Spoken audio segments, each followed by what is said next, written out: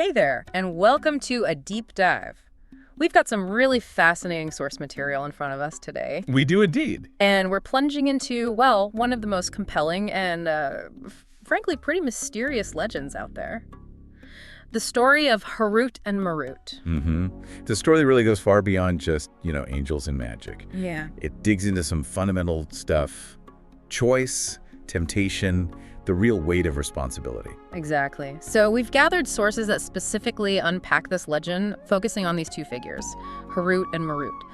Because according to this material, these weren't your standard angels. Yeah, not at all. They were different. They had, well, something like a mind of their own, you could say. And that difference, it turns out, changed pretty much everything. And the setting for this, we're talking way, way back. Long before humans, really before time as we even understand it. Okay, let's unpack this a bit. So try to picture heaven. The source material describes it as like this realm of pure light, perfect harmony, total order. Yeah, angels just operating in perfect obedience. No arguments, no surprises. It sounds like complete, maybe even passive compliance with the divine plan. Pretty much. But right there, inside that perfect system, you had Harut and Marut. And the sources seem pretty clear. They weren't average angels. Harut gets described as bold, proud even, not just accepting things. He apparently stood out, had a strong voice, always questioning or, seeing another angle. While Marut was, on the surface anyway, the opposite, quiet, really observant, deep. The source material uses that phrase, still waters run deep. Ah, okay. Like he was just taking everything in, processing it all, maybe without saying much. So even in this place of perfect conformity, these two, yeah, they were noticeable. Did the sources give us any hints about why they were different right from the start? Was it just them? That's a really good question. And the sources kind of grapple with it. They seem to imply it wasn't like a flaw, but maybe a different kind of potential, a capacity for independent thought that the others maybe didn't have or just didn't use. Interesting. And this sort of inherent difference becomes really crucial later on. Okay, yeah, I can see how that sets the stage. And here's where it gets, well, really interesting, according to these texts. Then comes this huge announcement from the divine. The creation of a totally new being, human. Right, a creature completely different from angels, given desire, emotion, and crucially, free will, the ability to choose, their own path. How did the other angels take that news? The source suggests it wasn't exactly welcomed of open arms. Oh no, not at all. The overwhelming reaction described is apprehension, maybe even skepticism. They saw the potential for, chaos, error, all that stuff inherent in free will and desire. So they basically thought it was a bad idea. Pretty much, yeah. A deeply bad idea seems to be the consensus. But not Harut and Marut. What was their take, according to the source? This is where that difference kicks in again. The sources say they actually leaned in, they were curious, intrigued.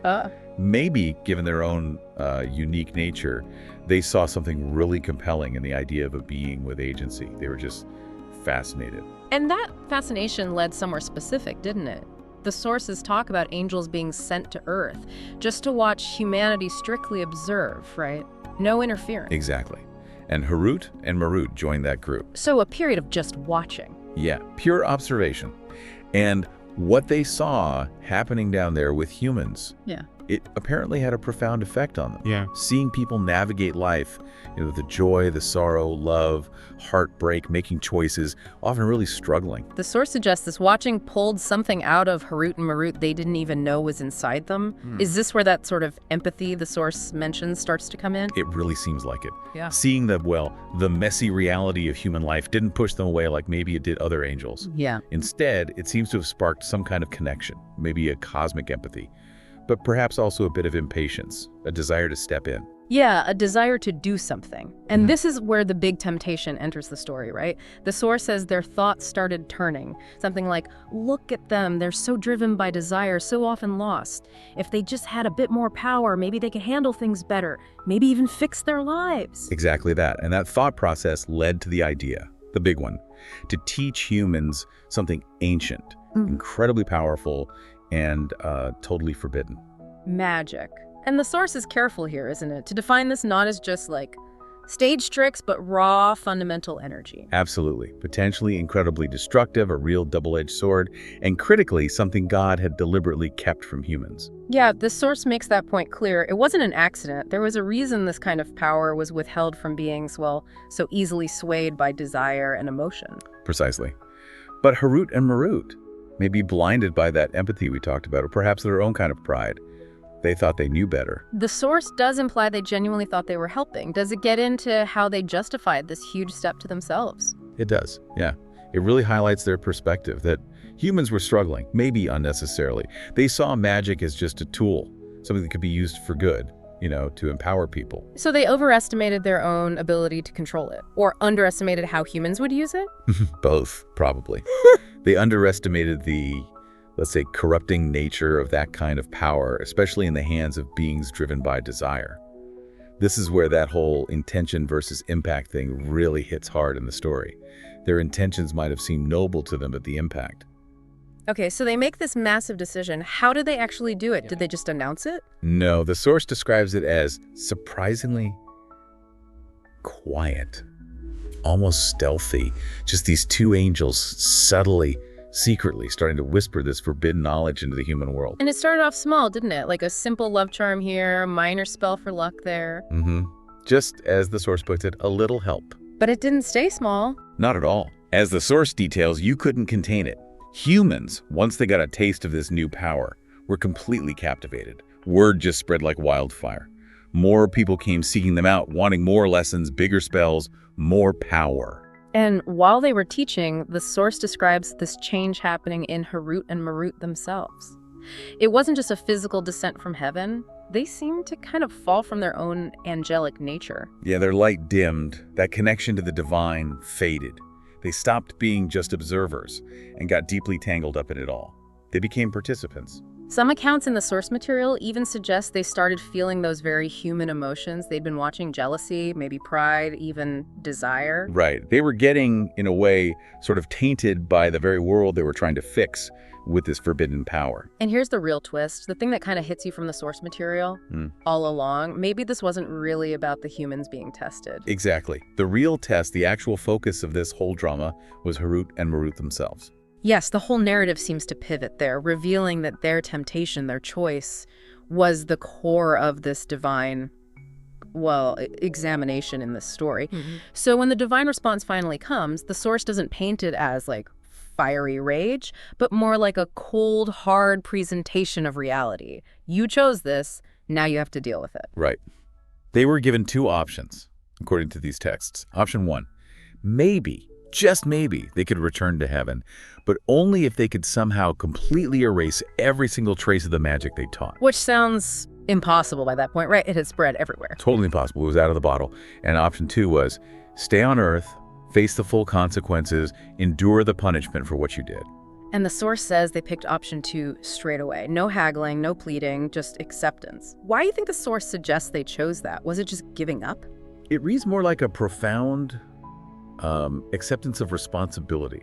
Like they finally saw the true depth of what they'd unleashed and knew trying to undo it was pointless. Facing the music was the only real path left. And their consequence, their punishment, it's described as this deep, dark well under the ancient city of Babylon. The source places it in this kind of in-between space, not quite Earth, not quite heaven, liminal. Symbolic of their state, maybe? Caught between worlds? Exactly. And the sources say they're believed to be still there, bound by those consequences, sort of existing outside of normal time. And there's that powerful warning connected to the well in the source material too, isn't there? It said that if someone gets too deep into forbidden knowledge, maybe tries forbidden magic, they might sort of connect to that place and hear voices. The voices of Harut and Marut, yeah. And the message they repeat from the well is incredibly stark, just, we are only a test, don't fall for it. Wow. A warning echoing down through time from the ones who failed that test themselves. It's powerful stuff. So what does this whole deep dive into the source material really tell us? It's obviously not just some old story about angels playing with magic. No, absolutely not. The core lesson here, as the sources present it, goes way beyond that. It's really a parable about power itself. Any kind of power. Seems like it. Knowledge, influence, skills, technology, anything that gives you the ability to significantly shape the world or other people's lives. And the story warns that power, just by its nature, always comes with huge risks. Using it without really understanding it, without thinking through the ripple effects, the consequences, the source suggests that's the real fall. And it hammers home that crucial point about intentions again. Harut and Marut, they genuinely thought they were doing good. Right. Noble intentions, maybe? But the story makes it crystal clear. Good intentions don't erase the impact. Sometimes the biggest mistakes, the ones with the worst consequences, can come from what seem like the best, most noble motivations. Because ultimately, they knew it was forbidden. They had the warnings, maybe just implicit in its nature, but they still chose to unleash it. They made the choice.